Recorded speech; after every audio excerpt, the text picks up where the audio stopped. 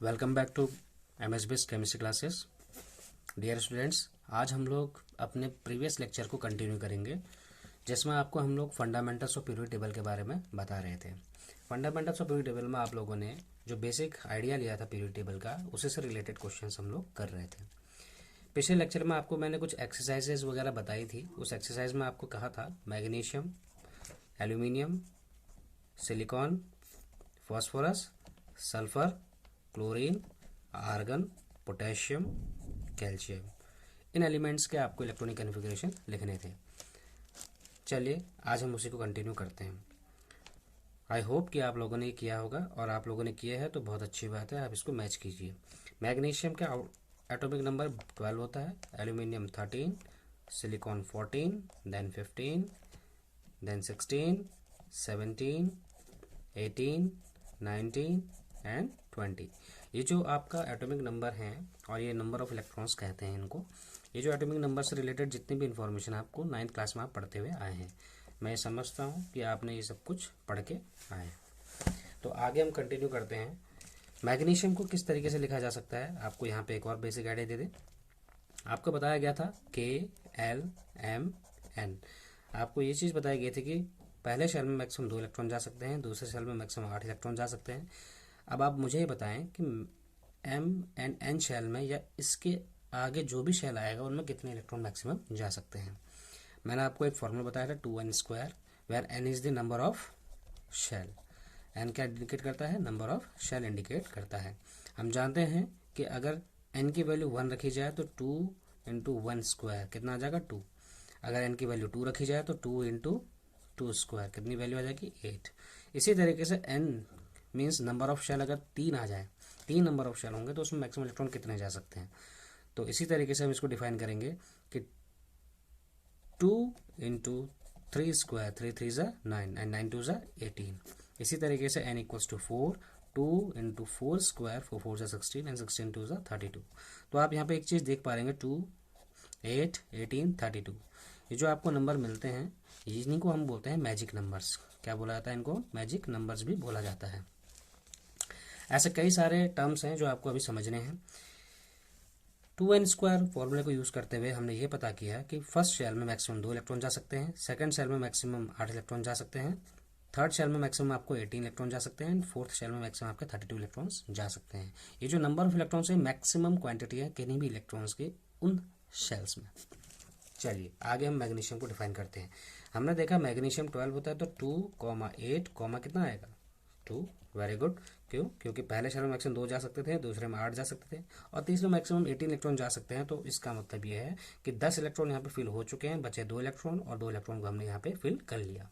और ये कौन से शेल में गया? थर्ड शेल में। इसका पिक्टोरियल डायग्राम कैसे बनेगा? पहला शेल, इसमें 2 जा चुके हैं, दूसरा शेल 8 जा चुके हैं, और तीसरे शेल में कितने इलेक्ट्रॉन्स इसमें भरने में? 2। इसका मतलब मैग्नीशियम के वैलेंस इलेक्ट्रॉन्स कितने हैं? 2 वैलेंस इलेक्ट्रॉन्स मैग्नीशियम में पाए जाते हैं। क्या हम कह सकते हैं इसी तरीके से एल्यूमिनियम में 2,8, 3। इसमें क्या लिखेंगे? 2,8, 4, 2,8, 5, 2,8, 6, 2,8, 7, 2,8, 8। और यहाँ तक पहले हम इसका पिक्टोरियल डायग्राम बनाते हैं। अब जिस तरीके से आपने इसमें देखा कि मैग्नीशियम में आउटर मोस्ट में 2 इलेक्ट्रॉन है, तो पहला शेल, दूसरा शेल और तीसरा शेल, पहला शेल, दूसरा शेल, तीसरा शेल। पहले शेल में 2 जा चुके हैं, 2, दूसरे शेल में आ चुके हैं 8, और तीसरे शेल में कितने इलेक्ट्रॉन जाएंगे? 3। इसी तरीके से इसमें आउटर मोस्ट शेल में कितने इलेक्ट्रॉन्स होंगे? 4। मीन्स इसके वैलेंस इलेक्ट्रॉन कितने होंगे? 4। इसके वैलेंस इलेक्ट्रॉन कितने थे? 3 वैलेंस इलेक्ट्रॉन। इसके वैलेंस इलेक्ट्रॉन कितने हैं? 5। इसके वैलेंस इलेक्ट्रॉन कितने हैं? 6। इसके वैलेंस इलेक्ट्रॉन 7, और इसके कितने हैं? 8। तो ये सभी इनके क्या है? वैलेंस इलेक्ट्रॉन्स की क्वांटिटी है। अब बात आती है पोटेशियम की। अब हम पोटेशियम में इलेक्ट्रॉनिक कन्फिग्रेशन नॉर्मल लिखेंगे 2,8, 8। हमने क्या किया कि आउटर मोस्ट शेल में हमारे कितने जा चुके हैं? 8 और 2 10, और 8 18। हमारे 18 एलिमेंट भर चुके हैं। अब उसके बाद हमारे पास क्या होगा? 1 इलेक्ट्रॉन भरना है, उसको हम नेक्स्ट शेल में भरेंगे। अब आप यहाँ पे थोड़ा सा कंफ्यूज हो गए होंगे कि आपने तो कहा था सर कि थर्ड शेल में मैक्सिमम 18 इलेक्ट्रॉन जा सकते हैं, तो आपने यहाँ पर 8 ही इलेक्ट्रॉन फिल किया है। तो डियर स्टूडेंट्स, आपको इसको समझना पड़ेगा। इस चीज़ को समझने के लिए आपको एक प्रिंसिपल पढ़ना पड़ेगा जिसको हम बोलते हैं आउबो प्रिंसिपल। क्या बोलते हैं बेटा? आउबो प्रिंसिपल। आउबो प्रिंसिपल होता क्या? आउबो का मतलब होता है energy blocks, building blocks, means energy के बिल्डिंग ब्लॉक्स। एक्चुअली होता क्या है कि इसको कुछ इस तरीके से लिखा जाता है 1s 2s 2p 3s 3p 3d, then 4s 4p 4d 4f, 5s 5p 5d and 5f, 6s 6p 6d 7s and 7p। अब आप ये समझ रहे होंगे कि ये चीज़ क्या लिखी जा रही है। आपको इन्फॉर्मेशन के लिए बता दूं कि ये चीज़ें समझने के लिए पहले आपको आउबो प्रिंसिपल पढ़ना पड़ेगा। ये प्रिंसिपल आपके एग्ज़ाम में नहीं पूछा जाएगा अप टू 10th क्लास, लेकिन इससे ऊपर जो क्लासेस होते हैं +2 उसमें ये चीज़ों का बहुत ज़्यादा एप्लीकेशन है। और 11th क्लास में आप आउबो प्रिंसिपल पढ़ेंगे, उसका थोड़ा सा बेसिक आइडिया आपको लेना बहुत ज़रूरी है। जैसे ये 1 जो इंडिकेट कर रहा है 1 2 3 4 5 6 7, ये इंडिकेट करते हैं आपके क्या चीज़? Number of shells. तो यहाँ पर जितने भी आपको क्वांटिटी दिख रही है, इधर इट इज़ 1 2 3 और कंटिन्यू 7 तक, इसको हम क्या बोलेंगे? नंबर ऑफ शेल्स बोलेंगे। और मैं आपको पहले लेक्चर में बता चुका हूँ कि जो आपको S P D F ये जो आपको दिख रहे हैं, ये S P D and F, इसको हम क्या बोलेंगे? सब शेल्स बोलेंगे। क्या बोलेंगे बेटा? सब शेल्स। तो इन दोनों के बारे में आपको पहले भी इंफॉर्मेशन दे चुका हूँ। अब इसका मतलब क्या है 1s का मतलब? 1s का मतलब ये होता है बेटा कि 1 के पास सिर्फ S सब शेल होगा। फर्स्ट शेल में जिसके पास भी सिर्फ एक ही एनर्जी शेल होगा, उसके पास सिर्फ और सिर्फ S सब शेल होगा, जहां वो इलेक्ट्रॉन को क्या कर सकता है? रिसीव कर सकता है। इसका मतलब ये हो गया S, यहाँ पे सब शेल भी बोलेंगे, ऑर्बिटल भी बोल सकते हैं। तो 1 जो होता है, कोई भी इलेक्ट्रॉन अगर रिसीव करेगा तो कहाँ करेगा? अपने पहले शेल के S ऑर्बिटल में उसको रिसीव करेगा। इसी तरीके से 2 के पास 2 ऑर्बिटल्स होते हैं S एंड P, 3 के पास S P D, इसके पास S P D F, इसके पास भी S P D F, 6 के पास S P D एंड 7 के पास S एंड P ऑर्बिटल्स होते हैं इलेक्ट्रॉन्स को रखने के लिए। इसको आप बहुत इजी लैंग्वेज में अगर समझना चाहें तो एक छोटा सा एग्जांपल दूंगा आपको। फॉर एग्जांपल मान के चलिए आपके स्कूल की बिल्डिंग से, ये आपकी एक स्कूल की बिल्डिंग है। इस स्कूल की बिल्डिंग को आप समझ लीजिए कंप्लीट एटम, एक एटम है। अभी उस एटम को हम X मान के चलते हैं और हमें नहीं पता कि उसका इलेक्ट्रॉनिक कन्फिग्रेशन क्या है, मीन्स इसका एटॉमिक नंबर क्या है, हम अभी नहीं जानते। हम मान के चलते हैं कि एक बिल्डिंग है और उस बिल्डिंग को कोरिलेट कीजिए आप किससे? किसी एक एटम से। ये एक एटम है और इस बिल्डिंग में आप जानते हैं अलग अलग ब्लॉक्स होते हैं। फॉर एग्जांपल अगर उस स्कूल में प्राइमरी सेक्शन होगा तो प्राइमरी सेक्शन अलग ब्लॉक होगा। इसके बाद एक होता है आपका मिडिल स्कूल के लिए होता है, और एक होता है आपका 9th एंड 10th के लिए ब्लॉक होते हैं, और इसी तरीके से आपका एक होता है 11th एंड 12th के लिए ब्लॉक बने होते हैं। इन्हीं में आपके अलग अलग ब्लॉक्स और मिलेंगे, जैसे principal room, vice principal room, आपका ऑफिस, एडमिनिस्ट्रेटिव ब्लॉक। तो ये सारे के सारे एक इस पूरे एटम के अंदर क्या है? वो स्पेसेस हैं जहाँ पर ये अलग अलग डिफरेंट डिफरेंट ब्लॉक्स हैं। इसी तरीके समझिए कि जैसे एक एलिमेंट होता है, उस एलिमेंट में एक न्यूक्लियस है, तो न्यूक्लियस के चारों ओर ये शेल्स पाए जाते हैं, और उन शेल में भी जब इलेक्ट्रॉन फिल किए जाते हैं तो उन इलेक्ट्रॉन को फिल करने के लिए हमें किनकी जरूरत पड़ती है? सब शेल्स की, ऑर्बिटल्स की, means S P D and F। कोई भी इलेक्ट्रॉन किसी भी एटम में अगर फिल किया जाएगा तो वो डायरेक्ट इस शेल में नहीं जाएगा, उन शेल में भी अलग अलग ऑर्बिटल्स हैं, जैसे S है, P D एंड F, इनमें जाएगा वो इलेक्ट्रॉन। जैसे कि एक बिल्डिंग है, इस बिल्डिंग में अलग अलग ब्लॉक्स हैं, इन ब्लॉक्स में भी अलग अलग क्लासरूम्स होंगी, उन क्लासरूम में भी क्या होंगे? बच्चे, स्टूडेंट्स पढ़ रहे होंगे। ये जो स्टूडेंट है इनको आप मान के चलो इलेक्ट्रॉन्स। क्या मान के चलते हैं? इलेक्ट्रॉन्स। जैसे कि कोई एक क्लास है, फॉर एग्जांपल 10th क्लास है, क्योंकि आप लोग 10th में पढ़ते हैं तो आपको ज़्यादा इससे कोरिलेट कर पाएंगे। जैसे आप क्लास में 10th है और उस क्लास में आपके पास जो मैक्सिमम स्ट्रेंथ है बच्चों की वो 38 स्ट्रेंथ है, और दूसरा जो सेक्शन है, ये A सेक्शन में 38 बच्चे थे और B सेक्शन में आपके पास कितने बच्चे हैं? 37। टोटल नंबर ऑफ सीट्स यहाँ पर 38 ही हैं, हर क्लास में 38 है, लेकिन इस वाली क्लास में एक सीट वैकेंट है। मतलब अगर कोई नया बच्चा अगर आना चाहे, एडमिशन लेना चाहे, तो उसको A या B, बताइए किस में रखा जाएगा? जहाँ पर उसको स्पेस मिलेगी वहाँ जाएगा। इसका मतलब वो ए में ना जाकर कहाँ जाएगा, बी में चला जाएगा। इसी तरीके से इलेक्ट्रॉन्स के साथ होता है। इलेक्ट्रॉन्स जब भी कभी किसी एटम में फिल किए जाते हैं तो हमें इन एस पी डी एफ के बारे में जानकारी होनी चाहिए, ताकि हम पता कर पाएँ कि इलेक्ट्रॉन्स उस शेल के, पहला शेल है तो पहले शेल के एस में ही जा सकता है, और इस एस शेल में, इस एस सब शेल में मैक्सिमम 2 इलेक्ट्रॉन फिल कर सकते हैं। इसी तरीके से पी सब शेल में मैक्सिमम 6 इलेक्ट्रॉन डाल सकते हैं, डी में हम मैक्सिमम 10 इलेक्ट्रॉन फिल कर सकते हैं, एंड एफ में मैक्सिमम 14 इलेक्ट्रॉन को फिल कर सकते हैं। ये इलेक्ट्रॉन्स को फिल करने की टेंडेंसी कैसे आई, इसको आप अच्छे से समझ पाएंगे अगर आपने पिछले क्लास में पीरियोडिक टेबल को ध्यान से देखा हो।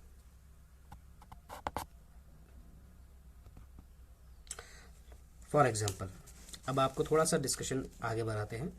जैसे हम लोगों ने यहाँ पे 1s 2s 2p 3s 3p 3d 4s 4p 4d 4f इस तरीके से लिखा है, ये ऑब्बो प्रिंसिपल के अकॉर्डिंग है। और उस ऑब्बो प्रिंसिपल क्या बोलता है कि किसी भी इलेक्ट्रॉन्स को उनके एनर्जी शेल्स में भरा जाता है according to their energies. Energy cells का मतलब principal energy level, first, second, third, fourth, ये एनर्जी लेवल्स हैं। इन एनर्जी लेवल्स में हम लोग इलेक्ट्रॉन्स को उनके बढ़ते हुए एनर्जी के क्रम में फिल करते हैं। तो सबसे पहले इसको हम डिस्कस करने के लिए क्या करेंगे, कुछ एग्जांपल्स लेंगे।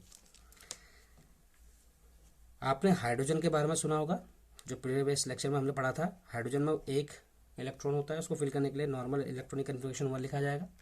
इसी तरीके से अगर हम इसको इसके फॉर्म में लिखना चाहेंगे तो इसको हम कैसे लिख सकते हैं, 1s। 1 indicates the number of shell. पहला शेल स्टार्ट हो चुका है, देखो पहला शेल स्टार्ट हो चुका है। इस पहले शेल में भी कोई एक जगह होगी जहां पर वो इलेक्ट्रॉन रिसीव करेगा। कितने इलेक्ट्रॉन रिसीव करेगा, 1 इलेक्ट्रॉन रिसीव। और वो 1 इलेक्ट्रॉन कहाँ रिसीव करेगा, इधर पे रिसीव करेगा। इसका मतलब 1s में, एस में मैक्सिमम कितने इलेक्ट्रॉन जा सकते हैं, अभी 1, क्योंकि एक ही इलेक्ट्रॉन में 1 है। अगर मैं हीलियम की बात करता हूँ तो हीलियम में 2 होता है, इसको वैसे भी लिखा जा सकता है। और उसका दूसरा तरीका क्या होता है, पहला ही शेल चल रहा है और एस में मैक्सिमम 2 इलेक्ट्रॉन जा सकते हैं। मैंने आपको जिस तरीके से बताया था 2 इलेक्ट्रॉन जा सकते हैं एस में, तो यहाँ पर मैक्सिमम कितने चले गए, 2। अगर एस में मैक्सिमम 2 इलेक्ट्रॉन चले गए तो अब इसका मतलब हमारे पास अगला शेल तैयार बैठा है उस इलेक्ट्रॉन को लेने के लिए। जैसे लिथियम 3 होता है, इसको 2,1 लिखा जाता है, प्रीवियस लेक्चर में आपको बताया था मैंने। इसी तरीके से ऑब्बो प्रिंसिपल के अकॉर्डिंग इसको कैसे लिखा जा सकता है, 1s था, 1s में कितने इलेक्ट्रॉन जा सकते हैं, 1 के भी s में मैक्सिमम कितने जा सकते हैं, 2 इलेक्ट्रॉन जा सकते हैं, 2 तो डाल दिए। अब हमारे पास क्या रहा, अब हमारे पास दूसरा शेल स्टार्ट हो जाएगा। पहला शेल स्टार्ट हो चुका था, अब दूसरा शेल। दूसरे शेल में भी हमारे पास s भी है और p भी है। अगर आप इसको इस तरीके से लिखते हैं 2s एंड 2p, तो आप मुझे ये बताइए कि s में मैक्सिमम कितने जा सकते हैं इलेक्ट्रॉन्स, 2 जा सकते हैं। हमारे पास 2 इलेक्ट्रॉन फिल हो चुके हैं, तो बताइए कितने इलेक्ट्रॉन में फिल करने में, 1 इलेक्ट्रॉन और वो कहाँ जाएगा, इधर। तो क्या p का ऑर्बिटल हम समझे कि यहाँ पे एक भी इलेक्ट्रॉन नहीं जाएगा, तो p में कितने हैं, 0। हम चाहे तो इसके इलेक्ट्रॉनिक कन्फिगरेशन ऐसे लिख सकते हैं और चाहे तो हम इस तरीके से लिख सकते हैं। आप दोनों तरीके से इलेक्ट्रॉनिक कन्फिगरेशन को लिख के आएंगे बोर्ड एग्जाम में तो आपका गलत नहीं होगा। लेकिन ऑब्बो प्रिंसिपल को आप यहीं तक ना समझिए, क्योंकि इसकी जो कन्फिगरेशन है उसको एक सीरीज बनती है, उस सीरीज को आपको यहाँ लिखकर बताते हैं। लाइकवाइज अभी हमने देखा 1s 2s 2p 3s 3p 3d 4s 4p 4d 4f 5s 5p 5d 5f 6s 6p 6d 7s and 7p। Aufbau principle के अकॉर्डिंग हम इधर से चलेंगे 1s then 2s then 2p then 3s। 3s के बाद क्या आएगा, 3p 4s। 4s के बाद क्या आएगा, 3d 4p 5s then 4d 5p 6s then 4f 5d 6p 7s then 5f 6d and last में 7p। आप देख पा रहे होंगे एक सीरीज तैयार हो रही है यहाँ पे। सबसे पहला हमारा क्या आया, 1s then 2s then 2p then 3s 3p 4s then 3d then 4p then 5s, then 4d, then 5p, 6s, 4f, 5d, 6p, 7s, 5f, 6d at last 7p। तो आपके पास एक सीरीज निकल के आई है, इस सीरीज को हम बोलते हैं ऑफबो सीरीज। और इस सीरीज के अकॉर्डिंग आप क्या करेंगे, अब इलेक्ट्रॉनिक कॉन्फ़िगरेशन लिखना सीखेंगे। आपको पहले ये सीरीज पता होनी चाहिए, और दूसरे आपको ये भी पता होना चाहिए कि एस सब शेल जो होता है उसमें मैक्सिमम 2 इलेक्ट्रॉन जाते हैं, पी में आपके 6 इलेक्ट्रॉन्स, डी में आपके 10 इलेक्ट्रॉन्स एंड एफ में आपके कितने इलेक्ट्रॉन्स, 14 इलेक्ट्रॉन्स फिल हो सकते हैं। अब आप यहाँ समझ रहे होंगे कि ये क्वेश्चन आ रहा होगा आपके दिमाग में कि एस में मैक्सिमम 2 ही इलेक्ट्रॉन क्यों जा सकते हैं, पी में 6, डी में 10 और एफ में 14। अगर आप प्रीवियस लेक्चर को उठा के देखेंगे, उसमें मैंने आप लोगों को कुछ मेथड्स बताए थे, आप यहाँ देख पा रहे होंगे। जैसे एस में मैक्सिमम कितने ब्लॉक्स हैं आपके पास, 2, तो मैक्सिमम इलेक्ट्रॉन इसमें कितने जा सकते हैं, 2 इलेक्ट्रॉन जा सकते हैं। इसी तरीके से आप देखेंगे पी में मैक्सिमम कितना है, 1 2 3 4 5 6 एलिमेंट्स आ रहे हैं, और 6 एलिमेंट्स आ रहे हैं तो 6 एलिमेंट्स इसमें इंडिकेट हो रहे हैं। इसी तरीके से डी ब्लॉक में 1 2 3 4 5 6 7 8 9 और 10 इलेक्ट्रॉन्स इस तरीके से हैं, 10 एलिमेंट्स फिल होते हैं, तो 10 एलिमेंट्स को फिल करने के लिए 10 इलेक्ट्रॉन्स इसमें भरे जाएंगे। और एफ ब्लॉक में आपको मैंने बताया था कि 1 2 3 4 5 6 7 8 9 10 11 12 13 एंड 14। इसी तरीके से एफ ब्लॉक में कितने जा सकते हैं, मैक्सिमम 14। होप आपको ये थोड़ा समझ में आया होगा। चलिए आगे कंटिन्यू करते हैं। अब आप 2 तरीके से इलेक्ट्रॉनिक कॉन्फ़िगरेशन लिखना सीख गए हैं। मान के चलिए अगर मैं आपसे हाइड्रोजन की बात करता हूं तो आप क्या लिखिए, 1s। इसमें मैक्सिमम कितने इलेक्ट्रॉन गए, 1। अगर मैं आपसे बोलता हूँ हीलियम, तो हीलियम 2, तो अभी भी आपके एस में मैक्सिमम 2 इलेक्ट्रॉन फिल नहीं हुए हैं, इसका मतलब वही शेल चलेगा और उसमें कितने इलेक्ट्रॉन चले गए, 2। लिथियम 3 होता है, इसमें कैसे लिखेंगे, 1s, एस में मैक्सिमम 2 इलेक्ट्रॉन जा सकते हैं, फिल हो चुका है, 1s कंप्लीट हो चुका है। अब आप कहाँ आएंगे, 2s में आएंगे। इसके बाद हम 2s स्टार्ट करेंगे। 2s, एस में मैक्सिमम 2 इलेक्ट्रॉन जा सकते हैं, लेकिन लिथियम में 2 पहले से जा चुके हैं, बचे कितना, 1। वो 1 इलेक्ट्रॉन जो बच गया वो इलेक्ट्रॉन कहा जाएगा इधर पे, 2s 1। बेरिलियम 4 होता है, तो इसको कैसे लिखाएगा, 1s पूरे जा चुके हैं 2 इलेक्ट्रॉन, और उसके बाद 2s स्टार्ट होगा, 2 यहाँ जा चुके हैं इसमें, तो यहाँ पे भी एस में कितने मैक्सिमम जा सकते हैं, 2, तो यहाँ पे भी कितने इलेक्ट्रॉन बच गए, 2 यहाँ भर चुके हैं, तो बचे 2 और 2 इलेक्ट्रॉन यहाँ हमने फिल कर लिए, 1s2 2s2, इसका इलेक्ट्रॉनिक कॉन्फ़िगरेशन कहलाएगा। इसी तरीके से बोरोन 5, तो कैसे लिखा जाएगा इसमें, 1s2 2s2 और 2 4, 2s2 भी हो गए, 2 के एस में मैक्सिमम 2 इलेक्ट्रॉन जा सकते थे, वो फिल हो चुके हैं यहाँ पे। अब क्या करेंगे हम लोग, 2p का ऑर्बिटल स्टार्ट करेंगे। 2p का ऑर्बिटल जैसे स्टार्ट होगा तो इसका मतलब 2 और 2 4 इलेक्ट्रॉन जा चुके हैं। अब जो इसका 1 इलेक्ट्रॉन बचा हुआ इलेक्ट्रॉन कहा जाएगा आपके p के ऑर्बिटल में जाएगा, तो इसका इलेक्ट्रॉनिक कॉन्फ़िगरेशन क्या हो जाएगा, 1s2 2s2 and 2p 1। Now इसी तरीके से आप कार्बन का भी लिख सकते हैं। कार्बन का कैसे होगा, 1s2 2s2 एंड 2p 1 जा चुके थे, 2 2 4 और 1 2 और बचे हैं, तो इसमें कितना देंगे, 2। तो इसका मतलब ये हो गया कि कार्बन का इलेक्ट्रॉनिक कॉन्फ़िगरेशन हम 1s2 2s2 2p2 इस तरीके से भी लिख सकते हैं। और आपको मैं ये बता दूं कि अभी हम लोग जो carbon and its compound chapter पढ़ेंगे उसमें आपको इस इलेक्ट्रॉनिक कॉन्फ़िगरेशन से काफ़ी मदद मिलेगी, क्योंकि कार्बन जो है वेरियस फिजिकल फॉर्म्स में भी एग्जिस्ट करता है। इसके अलावा वो बहुत सारे ऐसी प्रॉपर्टीज शो करता है जिसकी वजह से वेरियस ऑर्गेनिक कंपाउंड का फॉर्मेशन होता है। इसलिए कार्बन की स्टडी बहुत ज़रूरी है और कार्बन का इलेक्ट्रॉनिक कॉन्फ़िगरेशन आपको अच्छे से पता होना चाहिए। अब आप ये इलेक्ट्रॉनिक कॉन्फ़िगरेशन लिखना जान चुके हैं, तो इससे आपको पीरियोडिक टेबल में किसी भी एलिमेंट की पोजीशन को प्लेस करना बहुत आसान होगा। कैसे, आप ज़रा देखेंगे। जैसे कि हम जानते हैं कि अगर हम कार्बन को ही एग्जांपल लेते हैं, कार्बन 6, हम जानते हैं कि कार्बन में मैक्सिमम इलेक्ट्रॉन कितने जा सकते हैं, 6। तो उसको किस तरीके से हम डिफाइन करेंगे, इसको आप थोड़ा सा ध्यान दें।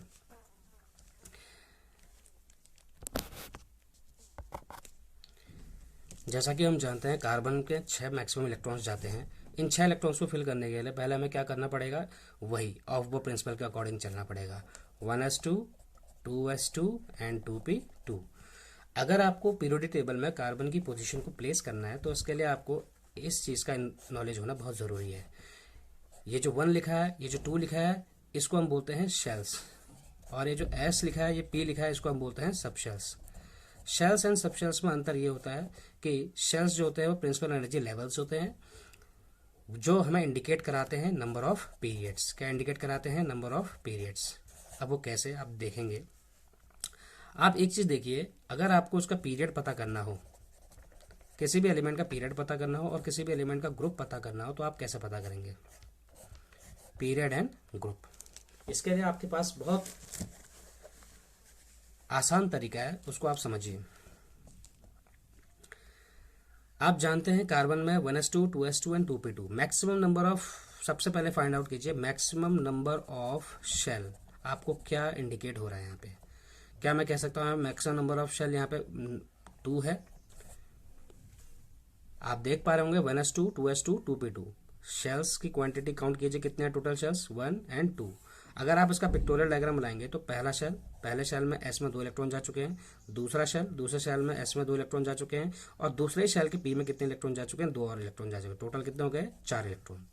2,4 ये आप जानते हैं, 2,4 कार्बन का इस तरीके से भी लिखा जा सकता है। अब आपको पता चल गया है कि जो मैक्सिमम नंबर ऑफ शेल है, जो बड़ा नंबर आपको इसमें दिख रहा है 1, 2, 2 इनमें, तो उसको आप लिख लीजिए 2। और याद रखिए जो आपने लिखा है यही इसका क्या है? पीरियड है। इसका मतलब ये कौन से पीरियड में आता है? सेकेंड पीरियड में आता है। इसका मतलब हमें समझ में आ गया कि कार्बन जो होता है उसकी जो पीरियोडिक टेबल में पोजीशन है वो कौन सी है? सेकेंड पीरियड में है। जैसे आप यहाँ देख पा रहे होंगे, ये पहला पीरियड है, ये दूसरा पीरियड, तीसरा पीरियड, चौथा, पांचवा, छठा और सातवां पीरियड। आप देखेंगे कि कार्बन जो होगा वो इस पीरियड में कहीं ना कहीं आएगा। अब आपको क्लैरिफाई करना है कि वो ग्रुप कौन सा होगा। आप जानते हैं ग्रुप क्या होता है? 1, 2, 3, 4, 5, 6 एंड 18 तक इस तरीके से ग्रुप्स होते हैं। तो कौन से ग्रुप में आएगा, इसका पता करने के लिए आपको वैलेंस इलेक्ट्रॉन का नॉलेज होना बहुत ज़रूरी है। आपको मैं बता चुका हूं कि कार्बन में जिस तरीके से आप लिखते थे 2,4, या आप ऐसे भी लिख सकते हैं 1s2, 2s2 and 2p2। Maximum number of shell कौन सा है इसमें? First and second. सेकंड है, इसमें भी दिख रहा है आपको मैक्सिमम नंबर ऑफ शेल कौन सा है? First and second. Second shell में मैक्सिमम नंबर ऑफ इलेक्ट्रॉन्स कितने गए हैं? 2 S में गए हैं और 2 P में गए हैं। टोटल नंबर ऑफ इलेक्ट्रॉन्स कितने हो गए? 4। इसका मतलब ये क्या है? 4 इसका क्या है? वैलेंस इलेक्ट्रॉन्स है। अब आप इसके वैलेंस इलेक्ट्रॉन से कैसे फाइंड आउट कर पाएंगे कि ये कौन से ग्रुप में है? यदि इलेक्ट्रॉन्स की संख्या, मैक्सिमम वैलेंस इलेक्ट्रॉन की संख्या 1 या 2 होगी, तो याद रखिए ये रिस्पेक्टिव ग्रुप्स में आएंगे। रिस्पेक्टिव ग्रुप मीन्स अगर नंबर ऑफ वैलेंस इलेक्ट्रॉन 1 तो वो फर्स्ट ग्रुप में आएगा, और नंबर ऑफ वैलेंस इलेक्ट्रॉन 2 तो कौन से ग्रुप में आएगा? सेकेंड ग्रुप में आएगा। लेकिन अगर वैलेंस इलेक्ट्रॉन की संख्या आपकी 3 से लेकर 8 तक होती है, 3 to 8, तो आप उसमें +10 ऐड कर देंगे। कैसे? आपने यहाँ देखा कि इसके वैलेंस इलेक्ट्रॉन कितने हैं? 4। कार्बन में आपका 6 होता है एटॉमिक नंबर, 2,4। इसके वैलेंस इलेक्ट्रॉन कितने हैं? 4। तो 4 को कैसे ऐड कर सकते हैं हम लोग? 4 + 10, और ये कितना हो गया? 14। इसका मतलब ये जो +10 करके आया है, क्योंकि 4 जो है 3 to 8 के बीच में आ रहा है, तो इसी तरीके से +10 ऐड करने के बाद हमें पता चला कि 14 जो है इसका क्या आ गया? ग्रुप बन गया। और आप जानते हैं प्रीवियस लेक्चर में आपने क्या पढ़ा था कि 14th ग्रुप ये है, और 14th ग्रुप के सेकंड पीरियड में 14th ग्रुप ये रहा, और उसके सेकंड पीरियड में जो अभी निकाला था second period and 14th group. Second period and 14th group को देखिए, सेकंड पीरियड ये है, आगे चलते रहिए, 14th ग्रुप में रुक जाइए, और ये आपका क्या आ गया? कार्बन आ चुका है। इसका मतलब आप अगर ऑब्बो प्रिंसिपल के अकॉर्डिंग चलेंगे और उससे आपको पीरियड्स और ग्रुप्स फाइंड आउट करने में कोई दिक्कत नहीं होगी। यदि आपको ऑब्बो प्रिंसिपल नहीं भी आता तो भी आप इस चीज़ का फाइंड आउट आसानी से कर सकते हैं। हम कोई एग्जांपल लेते हैं। फॉर एग्जांपल हमने सिलिकॉन ले लिया। सिलिकॉन जो होता है उसका एटॉमिक नंबर कितना होता है? आपको पता होगा, 14। आप इसको कैसे लिख सकते हैं? 2,8, 10 हो चुके हैं और बचे कितने? 4, 2,8, 4। आप जानते हैं कि पहला शेल, दूसरा शेल और तीसरा शेल, नंबर ऑफ शेल्स कितने इसमें? टोटल 3, क्योंकि ये पहला के में इतने जा चुके हैं, एल में इतने जा चुके हैं और एम में इतने जा चुके हैं। मतलब ये फर्स्ट शेल है, ये सेकंड शेल है, और ये कौन सा थर्ड शेल है? Third shell. इसका मतलब जो थर्ड शेल है, इसका मतलब थर्ड शेल ही क्या है? पीरियड है। इसका मतलब ये पीरियड की संख्या कौन सी है? इसकी थर्ड पीरियड है, क्योंकि नंबर ऑफ शेल क्या इंडिकेट करते हैं? नंबर ऑफ शेल इंडिकेट करते हैं नंबर ऑफ पीरियड को। पहला आपको एक फॉर्मूला पता चल चुका है, शॉर्टकट फॉर्मूला, जिससे आप पता कर सकते हैं पीरियड का। दूसरा हमें इसका क्या पता करना है, ग्रुप पता करना है। ग्रुप पता करने के लिए हमें क्या पता होना चाहिए, वैलेंस इलेक्ट्रॉन के बारे में। इसलिए कभी भी आपको अगर वैलेंस इलेक्ट्रॉन की संख्या मिल जाए, नंबर ऑफ वैलेंस इलेक्ट्रॉन, उस नंबर ऑफ वैलेंस इलेक्ट्रॉन को ही हम क्या बोलेंगे, उसका नंबर ऑफ ग्रुप बोलेंगे। और मैं बता चुका हूँ नंबर ऑफ वैलेंस इलेक्ट्रॉन, एक कंडीशन ये वाली और दूसरी कंडीशन ये वाली। अब मान के चलिए नंबर ऑफ वैलेंस इलेक्ट्रॉन यहाँ पे कितने हैं, 4, क्योंकि आउटर मोस्ट शेल में 4 इलेक्ट्रॉन है। कैसे, देखिए, पहला शेल, दूसरा शेल, तीसरा शेल, ये है पहला शेल, ये दूसरा शेल और तीसरा शेल। पहले शेल में 2, दूसरे शेल में 8, तीसरे शेल में कितने जा चुके हैं, 4। तो इसका वैलेंस इलेक्ट्रॉन कितना है, 4 वैलेंस इलेक्ट्रॉन। 4 वैलेंस इलेक्ट्रॉन की कंडीशन कहाँ आ रही है, 3 to 8 के बीच में आ रही है। तो 4 वैलेंस इलेक्ट्रॉन कितना ऐड करेंगे, +10, और ये कितना आ जाएगा, 14। इसका मतलब इसकी जो ग्रुप है वो कौन सा है, 14। इसका मतलब सिलिकॉन की हमने पोजीशन फाइंड आउट कर ली, उसका जो पीरियड है वो कौन सा है, 3rd पीरियड, और जो उसका ग्रुप है वो कितना है, 14th ग्रुप। और आप इसको पीरियड टेबल में देख सकते हैं, 3rd आपका पीरियड था और 14 ग्रुप। 3rd पीरियड में 14 ग्रुप में आगे कंटिन्यू करेंगे तो आपको क्या मिलेगा, यहाँ पे सिलिकॉन मिलेगा। इस तरीके से आप सभी एलिमेंट्स का आइडेंटिफिकेशन कर सकते हैं, पीरियड टेबल में उसको प्लेस कर सकते हैं। होप कि आपको ये चीज़ समझ में आ रही होगी। आपको एक और एग्जांपल लेके समझाते हैं, क्योंकि इसमें नंबर ऑफ इलेक्ट्रॉन सेम थे, आपको डिफरेंट लेके चलते हैं। जैसे फ्लोरीन का एग्जांपल लेते हैं। फ्लोरीन में 9 होता है, तो उसको कैसे लिखा जा सकता है, 2,7। 2,7 का मतलब पहले शेल में ये फर्स्ट शेल है और ये कौन सा शेल है, सेकंड शेल है। मैंने आपको बताया था बड़ा शेल कौन सा है, सेकंड, और यही इसका क्या है, पीरियड। तो पीरियड कौन सा आ गया इसका, सेकंड पीरियड। और ग्रुप कैसे पता कर सकते हैं इसका, हम जानते हैं इसके ये 7 इलेक्ट्रॉन क्या इंडिकेट कर रहा है, इसका वैलेंस इलेक्ट्रॉन। और हम जानते हैं कि वैलेंस इलेक्ट्रॉन के केस में आपको बताया है कि 3 to 8 के बीच में जो भी वैलेंस इलेक्ट्रॉन की संख्या आएगी उसमें आप 10 ऐड कर दीजिए। तो ये 7 वैलेंस इलेक्ट्रॉन, इसमें आप क्या करेंगे, 10 ऐड करेंगे, और 10 ऐड करने पर आपको क्या मिल जाएगा, 17। और ये जो 17 निकल के आया यही आपका क्या है, ग्रुप। तो इसका पीरियड सेकेंड है और ग्रुप क्या है, 17। चलिए इसको पता करते हैं पीरियोडिक टेबल में। देखिए ये सेकेंड पीरियड निकला हमारा और 17 ग्रुप, और आप देख लीजिए फ्लोरीन की पोजीशन निकल के आ गई है। इसका मतलब आप इस तरीके से किसी भी एलिमेंट्स को पीरियड टेबल में क्या कर सकते हैं, फाइंड आउट कर सकते हैं। आपके पास आज के लिए कुछ एग्जांपल्स, कुछ एक्सरसाइज दे रहा हूं, उसको आप कोशिश करें period as well as group पता करने का। जैसे magnesium, calcium, nitrogen, phosphorus, argon and beryllium. ये आपका एक्सरसाइज है आज का, आपको इसके बारे में पता करना है। आप इनका नंबर ऑफ पीरियड पता कीजिए और इसका ग्रुप नंबर पता कीजिए, ये दोनों आपको फाइंड आउट करना है। नेक्स्ट लेक्चर में आपको इसके बेस पर कुछ और एग्जाम्पल्स आपको कराऊंगा और नए लेक्चर्स की ओर को हम बढ़ेंगे और नए टॉपिक्स आप पढ़ेंगे। टिल देन आप इसको अच्छे से रिवाइज कीजिए जो आज आपने पढ़ा है, और till then do your hard work.